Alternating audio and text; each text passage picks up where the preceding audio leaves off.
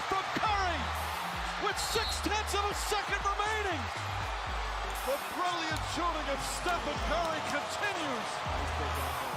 Back to Green, into the hands of Stillwell. Fast break down to Weber. He turns. Look up behind the back. And the step and the foul. What a play by Weber. I've never seen a shooting display like this. Never. 37 and a quarter.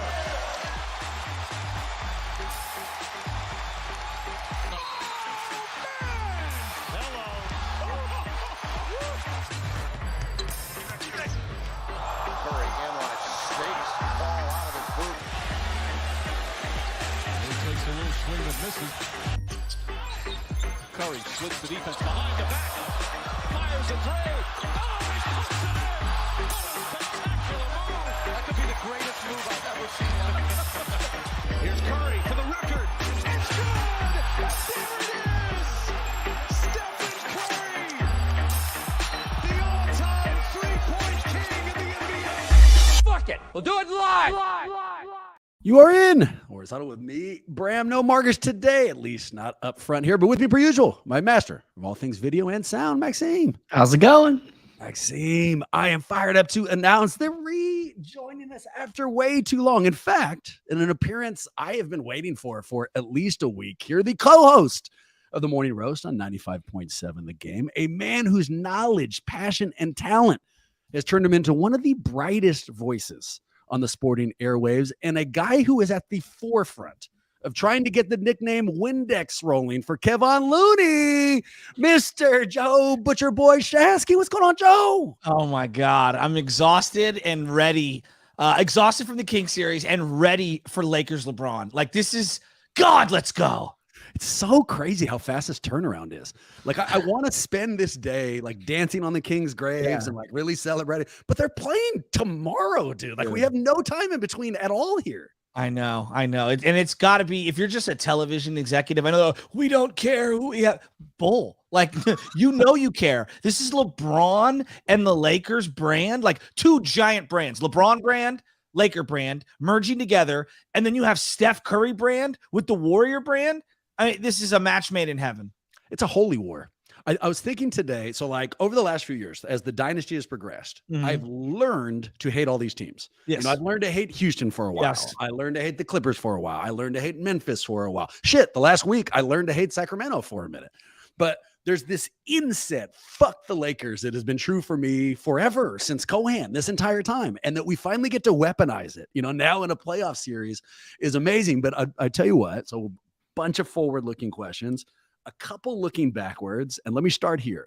You are the only person, Joe, I think this is true, take this hopefully as the compliment it's intended, who is maybe as crazy as I am, you know, who takes this shit as hard and as neurotically and as like emotionally imbalanced on a game day.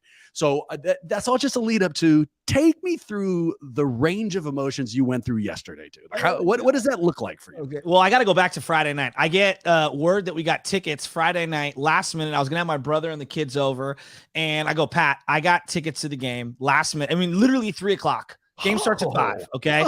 I'm like, hey, can you go to the game tonight? He's like, I've never been to a Warrior playoff game, and I've never been to Chase. I'm like, what? Let's go. We're going. Right. So he shows up and we go to the game, and my brother is ready to scream his ear off. I take him to the gatehouse to go meet Mully and them. And Mully waves him into the gatehouse, and he goes, it was like Jesus was welcoming me into the gates of heaven. Because this is Chris Mullin, for Christ's sake. And he's working with my partner, and he comes in. Mayor London Breed, the San Francisco mayor, is walking out. Mr. Fab is to the right. My brother just popped a gummy. He is out of his mind. He's looking around, and he's like, I can't believe we're here. I'm thinking like, yeah, no shit. We're at a freaking Warrior playoff game. This is incredible. And I thought we were going to dance on their graves. Like, I really did.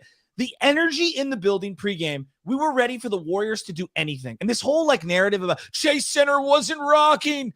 Let me tell you this. I was there. If they would have just hit back-to-back shots or gotten back-to-back stops, that place was ready to have the roof come off. It was a Friday at 5:00 and people were loaded. If you don't think that crowd was ready to pop off, you're tripping. So like, we lose that game, I was furious. It's one of the biggest eggs. I mean, it reminded me of the Giants losing in 2002 in game 6, where it's like, I don't know if you can come back from this. Like, And a totally different fashion. They got their ass kicked. And I'm watching. I'm right behind 40 Water, and I'm watching Jordan Poole, and I'm watching how this bench has reacted, and I'm losing my mind. So I am furious Friday night. Saturday, I can't believe they laid that egg. Oh, my God. Everywhere I'm going, Little League, I had to do an MC event for St. Finbar, a little school and stuff.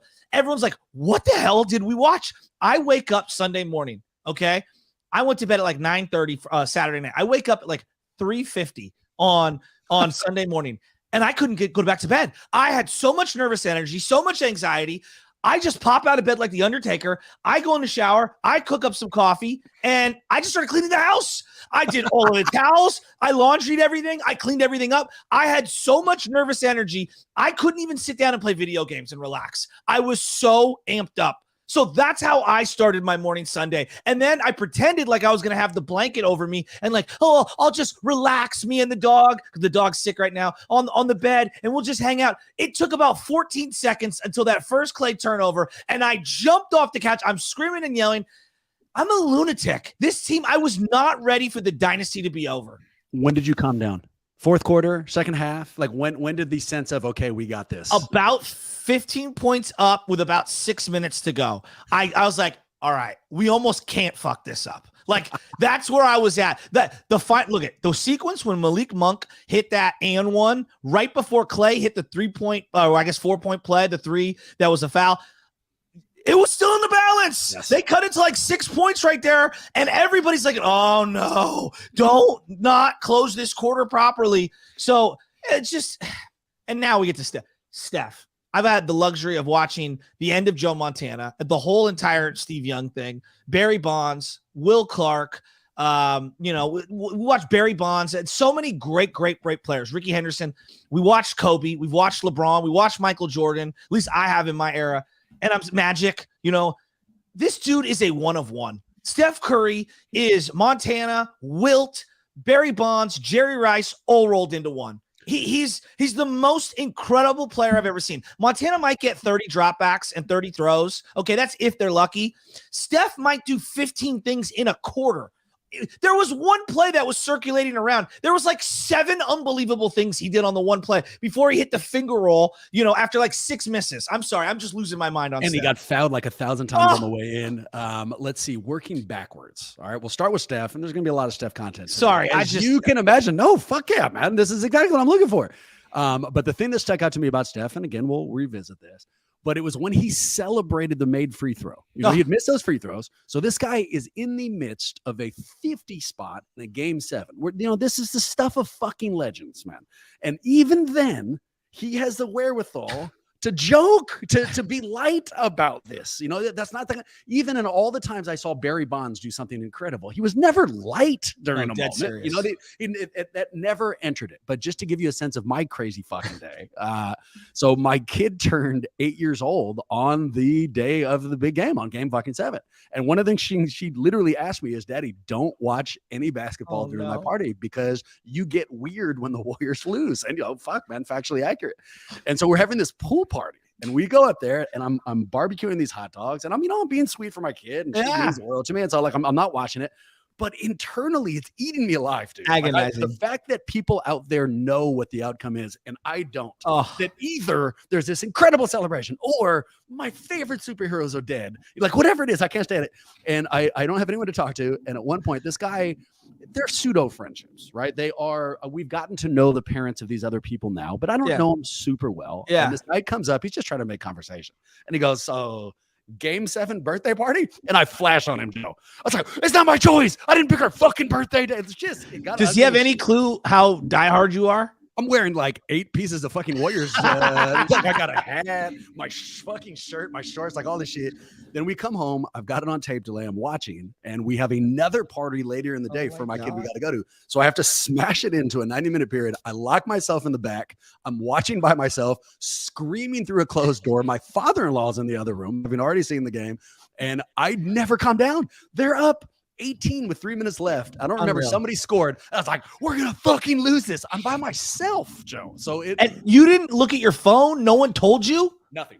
How Across did the in board. 2023? How did you do that? So kept the phone gone. The phone was not in my pocket. Gave it to my wife, so there's no way I could catch any Wow. notifications, anything like that. And then every single person I made eye contact with, I was like reading their soul. You know, like, what are you trying to tell me? Is this a? But no, got through it, and it was ultimately this cathartic, incredible experience. But man, the lead up, I don't know. I don't feel like it's a healthy way to experience this shit. But I tell you what. It's the best way. Like look at sports in the playoffs. I don't care what sport. No, it's equal parts unbelievably exciting and riddled with anxiety. And I want it no other way. It's the greatest feeling in the world.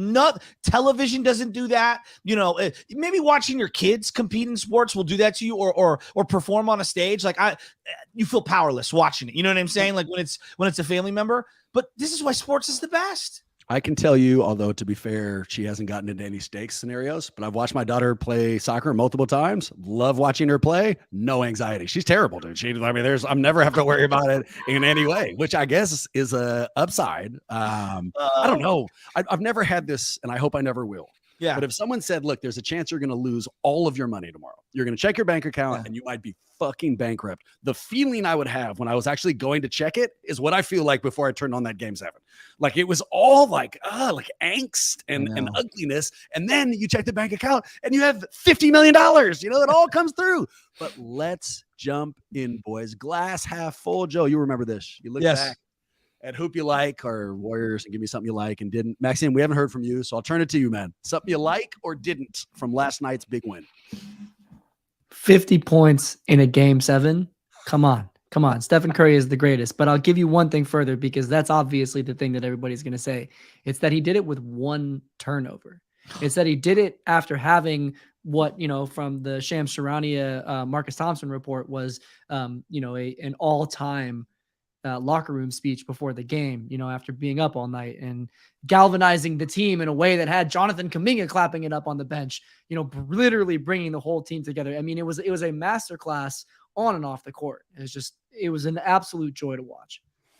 I'll add and get one of these videos ready, man. Start with the one where he said, light the beam. You know what I love about Steph? His very unique combination of undeniable classiness and undeniable pettiness. Like, I don't know if I've ever seen those two things smashed together. And some videos came out from last night. One is him screaming, light the beam. And if we've got that, let's go ahead and show it. Here he is to finish out the game. And boom, there it is. Faking light the beam for Sacramento. And then the other one, show the y'all ain't ready for this shit while he's on that one was great. Huge heater. Steph the Christian, right? The baby-faced assassin on his way back to the fucking bench has this to say to Sacramento's crowd. Let's see if we get there it is. Y'all ain't ready for this shit. Hell of angry. So let's go, dude. I just everything about this man, Joe. He's brought so much joy into my life. Like, outside of someone I'm related to, I don't think anyone has been this joyful, has brought this kind of entertainment to me on a day-by-day basis. He is Lincecum. He's Jerry Rice. Like, there are certain players that when you watch them play, you smile, right? You know what I mean? Like, you can't help but love them. They're very unique. Like, as much as I love Bonds, I don't know, smile was the first thing. Like, he did so many great things, but like, he was like a man on a mission. When I watched Lincecum, I was like, I'm watching a comet. I'm watching something that is only going to come around once in a blue moon. You know what I mean? And like, he's unbelievable. But I'm going to give you my one thing. Forget Steph, because that's so obvious. So obvious. Kevon Looney being maybe remembered as more impactful than Andrew Bogut was not something I had on my bingo card 2 years ago. Like, think about that. Andrew Bogut, like, whether you liked him, didn't like him, loved him, hated him, like, he complicated individual. You can't deny that he wasn't one of the seminal pieces that changed the Warriors organization forever on a variety of fronts. He was great for the Warriors. Why do I feel like what I'm watching with Kevon Looney is more impactful? And that's not a knock on Bogut. I think it's more like a testament to the heart and soul of Kevon Looney. And I freaking love this guy. Where would they be? I can't believe this coming out of my mouth. Where would they be without Kevon Looney? Completely fucked is where they would be. I've said in the past, the most soul-sucking thing that can happen against you is an offensive rebound. You know why I was wrong about that? You know what's more soul-sucking? 2, 3, 4 offensive rebounds in the course of a fucking single offensive possession. And the fact that it's us doing that, you know, I mean, we're going to talk about this again in a second here. But Steph was on an island, boys. You know, nobody was there to help him out, with the exception of Loon. You know, every time Steph couldn't deliver, Loon would give him a second, third, fourth opportunity, and it was just incredible because he deserves a shout out. The other thing I liked is my boy in Sacramento, the fan in the orange Warriors jersey, who everyone is commenting on. My wife's cousin. That. But I mean, dude, he was all of us, you know, like he's the best. He was the best. In the orange freaking Warrior jersey from the We Believe era. I mean, look at him screaming at the high. If you didn't do that during the game, you're not a real fan. Bram, I got to send you a video of my boy Rocco. His wife Instagrams him on the side without him watching while he's watching games. And he's got 2 little girls. And you can hear them in the background. Daddy, are you okay? And he's yelling at the TV. He's like, are you kidding me? Somebody make a play. And it's how we all watch. And the way that man right there in that arena was screaming was how every one of us screamed when any one of these Warriors did something positive. That's exactly right. And before I told you I was watching by myself in the room, that's a lie. I was watching with that guy. The second they showed him, I was literally like, man, this fucking guy. I said that out loud to nobody. I'm in that room by myself. I was like, man, this fucking guy. Unreal. Let's go. So on the off chance you're listening, dude, we really, really respect you. Something I don't like, at least I'll throw this out here. Actually, you know what? Before I ask you that, or before I say this, let me ask you this. Have you ever done that? Have you ever been in an opposing arena in whatever, in any gear, and then going big like that gentleman just did? So I've got a couple of them. I don't know, Maxine, if you want to get in here, but Boston game 3 and game 4 last year. Right. All right. Game 3, I'm by myself. There wasn't much to cheer for. It was a tight game, but I'm by myself. Top rafters, Sean Sully from Sullyburg and this guy from there. And they're all just giving me, fuck you, Draymond, in my face, like the whole time. I'm by myself. There are no Warrior fans for game 3 because that was a Wednesday game. Friday, there was a couple of more. I mean, if you'd have told me there were 52 Warrior fans in that entire arena, I'd have believed you. Like, I'm dead. And that's including Warrior employees. Friday night, by myself, yellow San Francisco Warriors wilt jersey. I was rocking it, and I'm jumping up. And what did Curry have? 43, 44, whatever he had. And I'm jumping up like, let's go. And everybody, sit the F down, sit down. And I'm going like this. You know, I don't even look back. I'm not even going to look back. Then the other one, which was just, I thought Boston was going to be bad. Philadelphia, NFC Championship game this year with Bonte. We did it in LA, but we took over. Niner fans took over for the SoFi game. This year, McCaffrey scores that touchdown, and that place goes dead silent. I don't know if you guys remember that. McCaffrey broke like 6 plays, and Bonte and me are jumping up. Let's go. And beers are just flying at us, just getting thrown at us in our direction. About 7 or 8 49er offensive plays later, Josh Johnson got crumbled to the ground, and we were both sitting there completely befuddled. But yes, I've done that, and it's both scary as hell and freaking amazing. And I'm telling you, there's nothing like a road game. There's nothing like it. Incredible use of the word befuddled. I was very impressed by that. I have never done it in a professional context. The closest I did, I'm playing JV for Skyline High School. It's my first year there. Okay. The JV team plays first, so we win, and then we're now watching our boys in varsity. We're in Richmond, and we're talking hella shit. I mean, as much shit as you can possibly fucking talk to anyone around us. And then that fucking game ends in a riot. Literally, there's a fucking fight at the end. And the fans now storm the fucking court. We're there, and I'm the guy who's been talking all this shit. I'd like to tell you that, like, it was like this big. I've never run to a locker room faster than when that fucking happened. Like, there's never been like anybody that's ever gone faster to a fucking room than I went at that exact moment. And so that's about as close to this scenario as I've gotten. Maxine, do you have any? You know what's sad is that, like, you not only the fighting at the end, but like when you are in an opposing arena, that you have to be scared for your safe being, rooting for your team. Like that makes me sad. I don't know. It makes me sad. Props to Sacto fan. That guy, like in the clip that we just saw, it didn't look like he was in any mortal danger or anybody said anything. And you know what? Now that we've won, and I feel comfortable about saying this, props to Sacramento. That's a young, talented team. They remind me of the Warriors in 2013. Absolutely. That series we had against San Antonio. So, absolutely good for them. Also, fuck them forever. And I'm glad that we've moved on, boys, to our golden questions. Joe, this is our mailbag. It always deals with the Warriors, occasionally gets personal. And here's the first quote: Butcher Boys. I know we have a huge Laker series coming up. I'm going to pause just for a second. I mean, I love having Butcher Boy on. Doesn't have to be named Butcher Boys. I mean, we have a fucking, like, the show is called The Huddle. Anyways, Butcher Boys. Sorry, I know we have man. a huge Laker series coming up, but give me one last look back. How would you answer these quick hitters? Okay. So they've given us a couple of follow-ups here, and here's the first, and it's kind of an exciting one. Was Steph's Game 7 50 burger the most impressive playoff game in his career? What do you think? No, it's Game 4 in Boston for me. For me, it's Game 4 in Boston, and then I would also say Game 5 in Oracle when the first championship. I think we've forgotten he scored 37, and in the second half he outplayed LeBron. Those two, because those are the finals. Those are the finals. And so I elevate those. I also think sneakily, Game 6 and Game 7, we remember OKC Game 6, Klay Thompson. Steph was equally amazing. Equally freaking amazing. And in Game 7, he was amazing as well on one leg.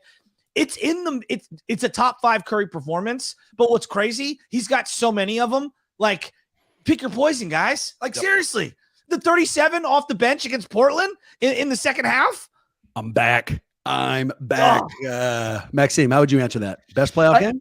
It's tricky. So no, and that's because it's a first round playoff series, right? LeBron was just quoted as saying like the stakes get higher every time. This is a young team. I keep on telling him like it's going to get ratcheted up. We made it out of the first round. Now we go to the second round. So the stakes are not quite there yet. And at the same time, like man, I was so nervous. There was a part of me that was already trying to sort of salve my feelings around like, is this the end? Is like trade the house, right? Like, is this all over?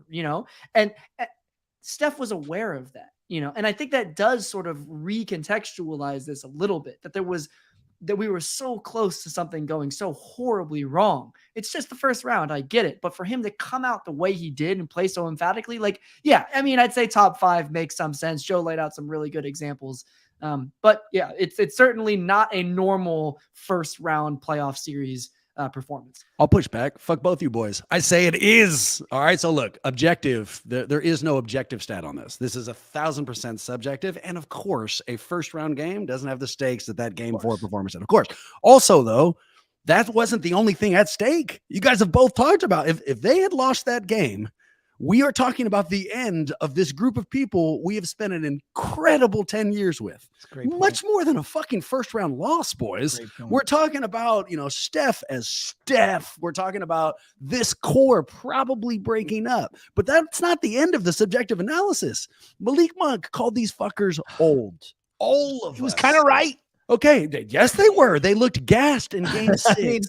De'Aaron Fox is racking up this future that we can all palpably fucking feel. Sacramento is on our ass. All of these things are going into this game. And instead of coming up anything but legendary, Steph drops a 50 spot on their ass by himself.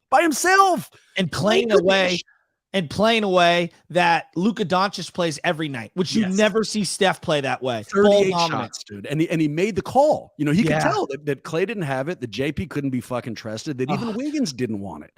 And so with all of those things, and there's some recency bias, but with all these things and all the vulnerability I felt going into that, for him to have answered it with a 20-point win basically on his back, maybe not the best, but when I'm putting up the Mount Rushmore of appearances, this is one of the faces I'm carving. There's fucking no question. It doesn't this, like when you think of just individual Bay Area performances in the playoffs, like Mad Bum Game 7, you think of Lincecum in the playoffs against Atlanta. Like there's these moments in time. Kaepernick against the Green Bay Packers, Sleepy Floyd in a series they lose. You know what I mean? But Sleepy Floyd is Superman. Like even Weber, against the Phoenix Suns, like that 3-game set where we got our teeth kicked in. Like there are Baron Davis, right? Like there are certain moments. This one's going to live forever. I think we will remember this one because of the stakes, though. I think you are right. We are way too similar, Joe. Before you finished it, but as you said Sleepy Floyd, all I could hear in my head was Tim Roy going, Sleepy Floyd is Superman. So nicely played there. Which was against the Lakers. Factually accurate. Against the Lakers. Dude, all right. I want to go to the Lakers, but I'm going to ask these next 2 follow-ups. All right. Because this one, I actually want your guys' take on as well. So we're looking back at that Kings series. Quote, Whose reputation did this series help and hurt the most? I've got a couple here. I think the one who got hurt the most is clearly Domantas Sabonis. I mean, Sabonis's stock couldn't be any lower. He got relegated to Mozgov status in the sense we were playing 4-on-5 offense, or excuse me, they were playing 4-on-5 offense, and all of his numbers felt hollow. Like everything felt hollow. And when he was not on the floor, they were better. They were better with him on the bench. Like that is, I don't even know how that can be debated. In terms of rising, I would have said De'Aaron Fox at the beginning, middle of the series. I think Kevon Looney, like, because De'Aaron Fox is already going to be star status. Okay, you got him in superstar status, fine. Like everyone's got different tiers. To me, there are still a lot of people out there that like didn't know who Kevon Looney was, which is insane. His stock is through the roof right now. Yeah. No, and his contract and everything that goes through that. I agree. So if they had lost this, my answer to you would have been Jordan Poole, would have been the guy whose reputation took the nastiest hit. I think we would have had an offseason. How about Dre? Calling for his head. Draymond could have been an ugly take as well. I mean, he wasn't great yesterday. No, he was good, but not great. But they won, so we don't have to go. So it is Sabonis. He's going to have to suck on his fraudulent reputation for at least this offseason and see whether or not he can resurrect it. I didn't get the feeling that like every time he checked out of the game, when they showed that fan base, they didn't look particularly upset, dude. They were better with Sabonis off the floor. I love the Loon answer. So, I mean, the easy one is De'Aaron Fox, and fuck, man, great player. I mean, he's sick. He's goddamn. How many times did he answer a three by us? Every time we start making runs, how many times did De'Aaron fucking Fox pull up and hit the three? But because I'm a homer and because I love the take, I'm gonna double down on Loon. Let's go. Okay, can I give you guys an undercover too for diehard Warrior fans that have been like in on this team all year? Forget the stars. DiVincenzo, I can't get any lower coming out of that series. God bless him. He one of my favorite players throughout the regular season. Guy couldn't hit anything in this series. He was god awful. And out of nowhere, off a milk carton, Moses Moody is a reliable agent come game 7. Like I was literally screaming, I think I have to go Moody over DDV for the next 2 games coming out of game 5. I can't believe I'm saying that. You know what that's triggering for me? And I'm going to add this to Steph's fucking resume. When everyone was calling him old, when everyone said it was over, the thing that I was screaming to nobody in particular is that at this stage of their career, Steph should not be expected to anchor a 6-7 man rotation. You know, it's supposed to be 9 people, but Andre, nothing. JMG, nothing. Dante DiVincenzo, nothing. Jordan Poole, nothing. Kuminga, nothing. All of these people who are supposed to be taking a load off his fucking shoulders didn't show up to the series at all, you know, and yet and still, despite being gassed because he had too much weight, he decided, you know, he accelerated. He was fucking better than any of us thought. Maxime, take this final one. What Kings player ultimately did you sports hate the most? And why is it Malik Monk? Oh, dude, he's sick. I mean, it's not Malik Monk for me. I'm very impressed and very annoyed by him. But to me, it's still Sabonis. The way that he collapsed was so frustrating for me. The way that he kind of got under Draymond's skin, because the story of this series ultimately, I mean, game by game, the 50 spot from game 7, whatever, right? But it was Draymond. It was Draymond getting suspended after the after the flagrant 2. And it was the things that led up to that were entirely Sabonis getting up in his grill. Like, I ride for my boys, you know, like Draymond is one of my favorite players. And depending on, you know, when you ask me, he is my favorite player. And so Sabonis instigating Draymond to the degree that he did means that I hate Sabonis for all time. The reason why it's Monk for me, so Sabonis is a great fucking answer.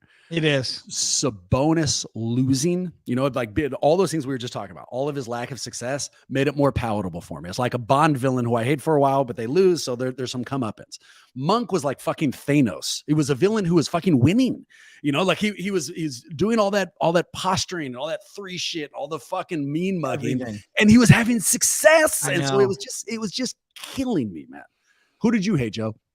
This is going to be so random. Terrence Davis coming out of nowhere at the end of the series and hitting shot after shot and then hacking the ever-living shit out of Steph Curry. It was driving me insane. Yes. I'm like, what, like even Trey Lyles, like, okay, he had a great game in game 1, and then he came back around in game 6 and he was really good. I wasn't even having Terrence Davis. Like when they went to Terrence Davis, I was like, oh, dude, they are panicking. They're going so off the map on this one. And then he was hitting buckets, and I was like, he hit 3 threes. I couldn't believe it.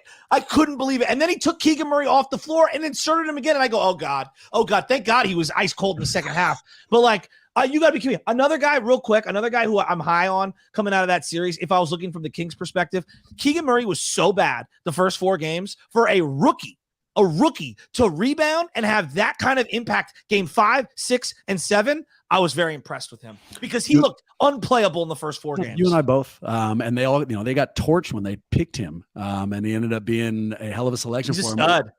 The Davis take is a phenomenal one. Did you guys see the highlight? I shouldn't say highlight. The replay of him grabbing Steph's the top of his head after that 3-pointer, like literally rubbed the top of his head. It was the strangest, like, caress. I don't even know how to fucking describe it. How is that allowed? Why was that not a much bigger deal? Even you just saying the names, David, it's got me all angry. So, I mean, we definitely have to include his name. All right, let's look forward, boys, because we have a huge series ahead of us. Here's our next question. Quote, we got the matchup that everyone wanted in LeBest v. LeBron. Let me pause. Normally, I don't like any LeBron references for Steph, but I'll take LeBest. I like that a lot. Quit picking it back up. Please give us a huddle-style preview of the series. And then we got a bunch of questions here. Here's the first. Joe, why can Golden State win this series? I think guard play is so important in the modern NBA, and I look at their guard play and it feels very erratic. Okay, you don't know what you're going to get from Schroeder down the stretch. Defensively, he's a turnstile. D'Angelo Russell is so hot and cold. Like, do you guys have any idea like who they could roll with either guy in the fourth quarter, right? Vanderbilt, I think, is a really good defender. His shot's been off, and then like they really don't have like Austin Reeves. I'm sorry, the guy's going to turn back into a pumpkin at some point. And I think that, having GP2 and Wiggins and even Klay Thompson going like Kevin Huerter. I thought highly of Kevin Huerter. Kevin Huerter was thoroughly outplayed by Klay, and Klay was mediocre. I like by Klay standards. Like we all expected a better version of Klay Thompson. He was mediocre, and he thoroughly outplayed Kevin Huerter. You know what I mean? Like that's how high the bar is from Klay Thompson. So I think we're going to be good. Look, the key is this. If they allow Anthony Davis to have 4 great games, they're in trouble. They just need to limit him to 2.5, 3 great games. If they do that, they should have a shot. Let's see, in no particular order. You guys remember that movie, The Truman Show with Jim Carrey? It's one of my favorites. Yeah, all right. So for the people who hadn't seen it, Jim Carrey plays just a random person and is the first reality show, and they've created an entire world around him that he doesn't know that he's in a reality world, but everyone else is keeping this world up around him. Bram, are you an X-rated rapper fan? Sure. Okay. Unforgiven. He uses the very end when he's in the boat looking up at the sky. And he's like screaming and yelling. There's a song with X-rated where they use that at the beginning from the Truman Show. And I always think about X-rated when someone brings that up. Well, our connection here is Austin Reeves reminds me of the Truman Show. He's fine. But somewhere along the line, fucking Clutch decided this guy was a fucking all-star. And then ESPN picked up suit, and they created this world around him where Austin Reeves is incredible, and is incredible and is this fucking all-star. Bullshit. Now Austin Reeves fucking believes it. Now he's wearing one of those leg fucking warmers on only one leg and making all these plays that suggest he really believes in himself. I call bullshit. It's a Truman Show scenario, and he's gonna run into reality close enough. Why do the Warriors have a chance to win this? And I'm gonna bleed this into the next question, which is who is the best player in the series? It's because they have the best player in the fucking series in Steph Curry. He will give them a shot to win every goddamn series, certainly one where he's going to be matched up against with D'Angelo Russell or Dennis Schroeder. And it's only a matter of time. Maybe this is me being crazy, but I believe in Dante finding him. I believe in Poole, maybe somebody else. I even think we might see Kuminga back in this series. I think you have of the size, you know, not that it resets, Bram, not because like you don't just reset, but you do give another opportunity. Like we got to the end of that series and it felt like DDV might be unplayable the rest of the way. You get to the end like GP2, we pick and choose our spots. JMG unplayable, Kuminga unplayable, Jordan Poole like unless it's alongside Steph almost unplayable. You know what I mean? Like yes. I think you have to open the book back up in game 1 and 2 and just give guys a chance to make themselves unplayable or not. And I think that the way that NBA playoffs works and how series are so specific, they can come in and give them that reset button. You know, I like think that. JMG is going to get a chance. I hope so. I think he is. I hope so. I'd love to see Kuminga, and I'd love to see at least some semblance of him participating in this fucking series. But do I think I have a chance? Of course I do. Maxime, take this next one because it's a fun question. Will Draymond Green flirt with LeBron during this series?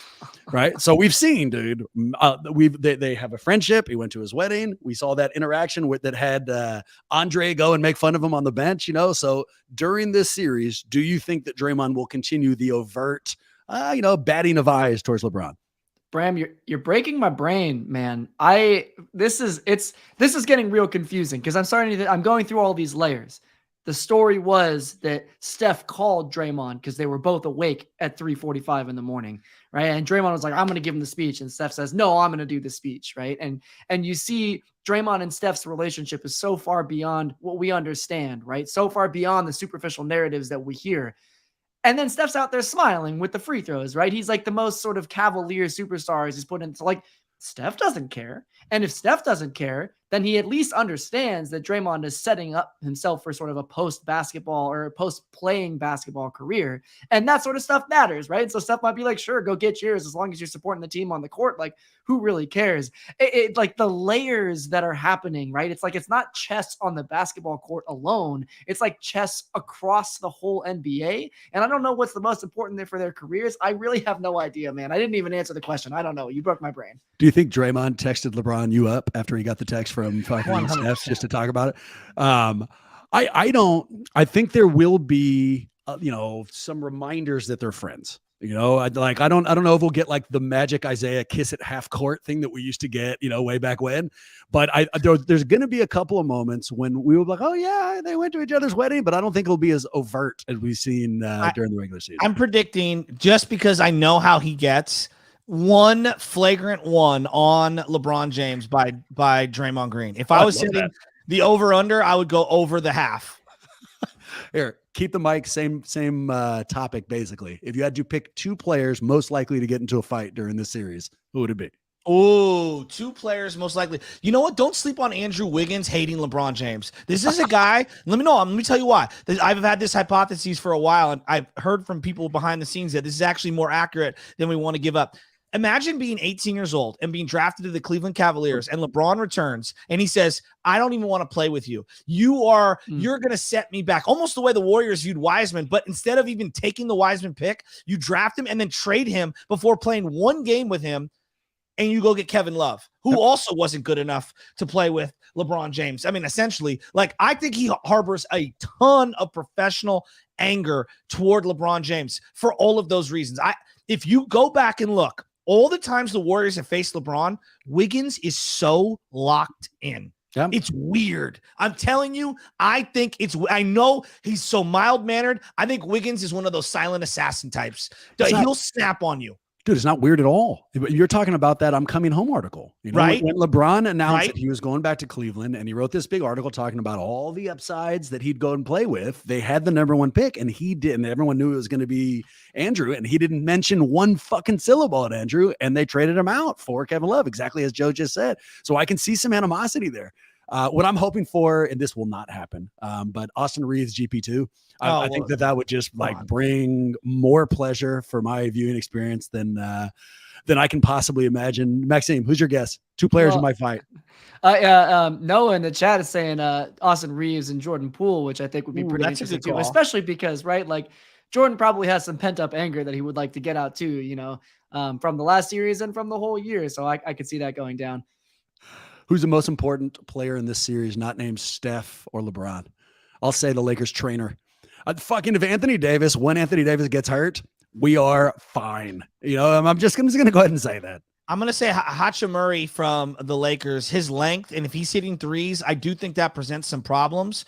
I'm going to give you, I think it's Jordan Poole. I think the reason that game went 7, the series went 7, was Monk thoroughly outplayed Jordan Poole. Like that to me was the difference in the series. If Jordan Poole, the first quarter of the first game, the second quarter of the first game, Jordan was dynamic. He rolled his ankle. He never was the same. Playing too fast, turning it over. If he could just bottle it up a little and just play above average, that changes everything because the non-Steph minutes are crucial. We need somebody else. I mean, so on the Warrior side, I was thinking the same thing. Either JP or DiVincenzo or maybe JaMychal Green, but they need somebody. We know what we're going to get from Steph. We know what we're going to get from Clay. We know what we're going to get from Dre. You know, there's some predictable sources of production, but we're going to need something from one of these guys who didn't give it to us in the previous series. And I'm thinking it's hopefully going to come, I'll say Dante more than Poole, because I lost some confidence in JP over that last series, man. That one hurt my heart. Maxime, why can the Lakers win this series? It's because of their athletic trainer. And I mean, it's Anthony Davis, right? We know what we're going to get from LeBron. We know he's not at his apex, but he's still putting in 20 rebound games, so a dude can still ball. But Anthony Davis is the X factor. And if he comes out ready to play, I mean, he's not going to shy away from Kevon Looney, Draymond Green, double teaming him in the post. He's the type of dude that can still get his, and it's a concern. If he's going to play at an all-star level, like Joe said, for 4 games, that's going to be a hell of a series. I'm going to take D'Angelo Russell because I expect Anthony Davis to have some great games. D'Angelo, to me, is the big wild card because I got no idea what you want to talk about a guy who's kind of shunned. I mean, he came to the Warriors and was traded for Andrew Wiggins and then watches Andrew Wiggins get all the love that Kevin Durant wanted. Like, it's kind of wild, the domino effect of all of them. So I'm going to go with D'Angelo Russell. This answer is going to make me angry. The reasons the Lakers can win is because they took their shit seriously at the trade deadline and made their team a full team. They brought in Jared fucking Vanderbilt. They brought in Rui. They saw the various missing pieces and they addressed them. We did not. We didn't make those moves. And through the course of this, these next 6 or 7 games, I think we're going to get real frustrated with Vanderbilt specifically because he fits in perfectly. Other side is Lakers zagged. Everybody else went with ball movement, 3-point shooting. The Lakers went big, and if they destroy, Kevon Looney is another one of those players who's going to play a real big fucking role here because we're going to need every inch of his loon god rebounding status if we're ultimately going to beat this team. And Steph shoots poorly at Staples. I can't stand that. I hate that whole narrative. And I hate that it's true. You know what I mean? Like you keep saying like it's bullshit, but like, no, that's 100% true. Yeah. It's the boxing lights. It's not just Staples, right? Because he fucking plays against the Clips. All right. It's the Lakers and their stupid ass stadium style or, boxing style lighting that they have. I've kept you longer than I said we would. So I'm going to make these quick hitters, real fast answers, and we're out. All right. Yeah. Most hateable Laker. All time? No, now this team. You can give me all time right now. It's LeBron. I can't stand LeBron. Give me a break, dude. It's not Austin. It's not Reeves in the fucking comb over. That comb over kills me. Look, I'll root for the white guys. All right, I'm admitted. I admit it. I like the try hard white guys because I kind of envision myself as one of those. So while everyone else in America is canceling the white male, I am going to rock with them. Okay. It's LeBron. I can't stand answer LeBron. Of the day. Maxime, most hateable. I don't know. Now I'm still pretty. I think I'm gonna right now. I have love for LeBron, but as soon as the series starts, I think I'm gonna find myself pretty annoyed with him all over again. I'm gonna be reminded of everything, all of the times that we've gone up against LeBron. This is a classic showdown, and I hated him then, so why would I not hate him now? Best coach. I'll go first on this one. Steve Kerr. Darvin Ham always looks confused to me. I'm sure he's not. I'm sure he knows exactly what he's doing. Every time they see him, every time we see him on the sideline, it looks like something's happened. He's not really sure was allowed, but he doesn't know how to ask anyone if that's within the rules. So he just lets it go down. Most hateable Laker all time for you, Bram and Maxime. God, that's so tough. I'm going to give you like stupid answers. Like Mark Madsen used to fucking drive me crazy. Just real anger inducing fucking scenarios, man. LeBron will be a part of that list by the end of this, but that's, what I'm going to give you Mark Madsen. I don't know why he used to reflect like in that way for me. And I know that you're a fan of the white American basketball player. So if I'm taking any shots at one of your favorite guys, my bad, but that was me. How about you? 2 names, and Maxine, I'll go to you after this. Ronnie Turioff and Derek Fisher, 2 Laker bums that the Warriors signed to get championship DNA. I hate them both so much. So clearly much. don't remember how well Ronnie Turioff waved that motherfucking towel, dude. Nobody could wave a towel like Turioff waved his towel. Couldn't say. And Rick Fox. I hated Rick Fox. We all hated Rick Fox, dude. That's what I'm saying. The actor. I don't even sure. Did he play basketball? I just remember him on various On TV Oz. series. Yeah. I'm from a slightly different era, so for me, it's Dwight Howard. There's just so much about how that dude operates in and around basketball that is antithetical to my way of life. And I wanted him to be so much more than he ended up being. So I wanted What the Warriors Maxime to just get said, him. Joe, is that we're old. I don't know if I Not can what I decode that for you, but that's essentially Elton what you just Campbell. told us. I Best hated fans. Elton Campbell. Who's gonna have the best home court advantage? Ooh, I'm actually going to say the Lakers because you know why? Laker fans are everywhere. Like they're like Cowboy fans. They will show up everywhere. Like we all know a couple of Laker fans that are from the Bay. I'm a Laker fan. We were already joking with my wife's family. This is the Filipino Civil War. I mean, this is the Lakers versus the Warriors. This might as well be a Filipino Civil War. So, stake your flag now. This is when they come out of the woodwork too. All those people who weren't fucking Laker fans for the last 8-9 years, suddenly they're going to be showing us their Laker tattoos and their shirts and, like the banners they have at home, all that other bullshit out they'll come. I agree with you. Unfortunately, I believe in Chase Center. We are fairly loud, but the thing about Laker fan is when they lock in, they actually can make a difference for their team. They don't always, and you never know whether or not they're going to show up. But when they do show up, they can make a difference. All right, prediction, boys. Who wins and in how many games? Warriors in 6. Let's go. You didn't sound that. You didn't sound that like not a whole lot of conviction behind that, Maxime. It sounded like maybe you weren't positive. Are you No. It goes the other way. At this point, I feel like maybe okay. So to be fair, right, this is the first time that our listeners are actually hearing me. So right, so I should be saying that with a little bit more oomph. But in all of the text conversations that we've been a part of, and all the text conversations that I've been having, it feels like over and over again that's what everybody's saying, and it feels like a done deal, right? So I'm not saying it out of resignation, but rather just out of beyond confidence. Yeah, that let's go made it seem like you were talking yourself into it. But the follow-up, I believe. Warriors in 6. Joe, what do you think? I'm going to go Warriors in 7. I know how this thing's going to get officiated. I know that the Warriors are tired. They're going to have played 10 games in 19 days if it goes 7 games. Okay? So, I'm preparing myself for a long, arduous, series. They got no time in between Sunday and Tuesday night.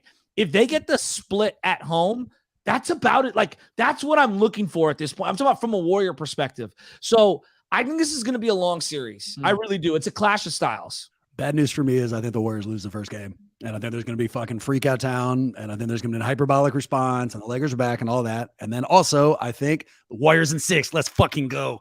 I think they're going to steal one in fucking Staples. I think they're going to ram it up their ass. And I also think we are not the older team. LeBron is much further in his career. There's no travel again. If we had to handpick the playoff path that the Warriors would take, this is it, dude. We have home court advantage. We spent all year shitting the bed on the road to not have home court advantage. Doesn't matter. Here we are. We've got it. Back-to-back road games in game 5 and 7. I can't believe it. That is fucking exactly right. So Warriors in 6. We'll see how this plays. This is going to be a barn burner. And a normal but maybe underlined reminder if you're listening to this.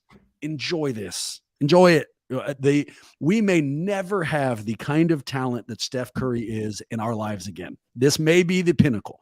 I'm not saying he's getting traded. I'm not saying he's going anywhere, but every year as he gets older, it's not like he's going to get better. And so while he occupies this brilliance, just soak in every fucking second. Another reminder, or at least piece of advice, don't have a kid's birthday party on a game 7.